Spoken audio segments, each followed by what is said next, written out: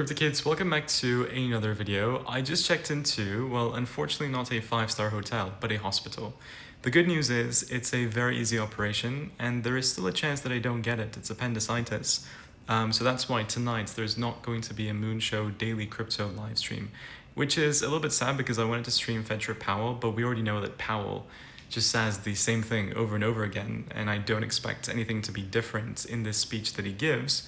But before I do go into potentially surgery, I wanted to give you guys an update on Bitcoin and the cryptocurrency market because we're seeing a little bit of a drop-off. So let's go into that. Yesterday, we mentioned that Bitcoin will likely correct to the lower value area, the value area low of the volume profile, and that was situated at $111,000. We also mentioned that Bitcoin will very likely come down and close the CME gap because even though on the spot price you came down to 111, on the CME chart that hasn't been done yet. So on the CME chart, if we have a look at it, the price action should have closed the gap. Yeah, there we go. So now the gap is officially closed, which is great news. At least there is some sort of good news. But this was expected. I think it's now very important how the price action reacts to this line of support that is created on not just the bull and bear market support bands, the CME gap, the value area low of the volume profile, but on this macro pattern, which I've not spoken about before on this channel.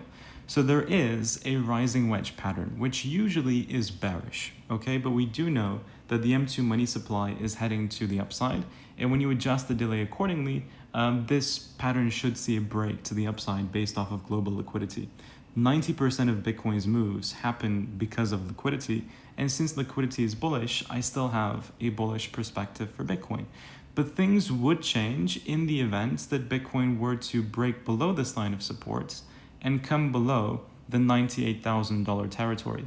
If Bitcoin breaks below $98,000, then sadly, that is when I'm going to be calling for the beginning of the bear markets.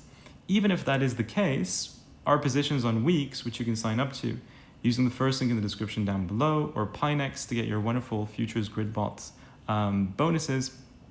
All the links are in the description.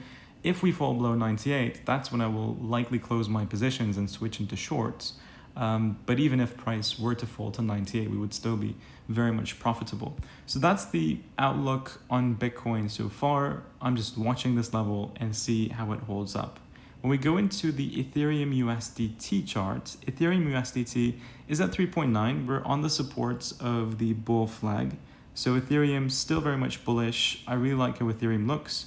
We tested the bull and bear market support band on the weekly time frame. We found support to the prior resistance line of the bullish pennants. And I think we could mimic something that took place in 2020 October, where we came down to the bull and bear market support band and ended up going pretty nicely to the upside.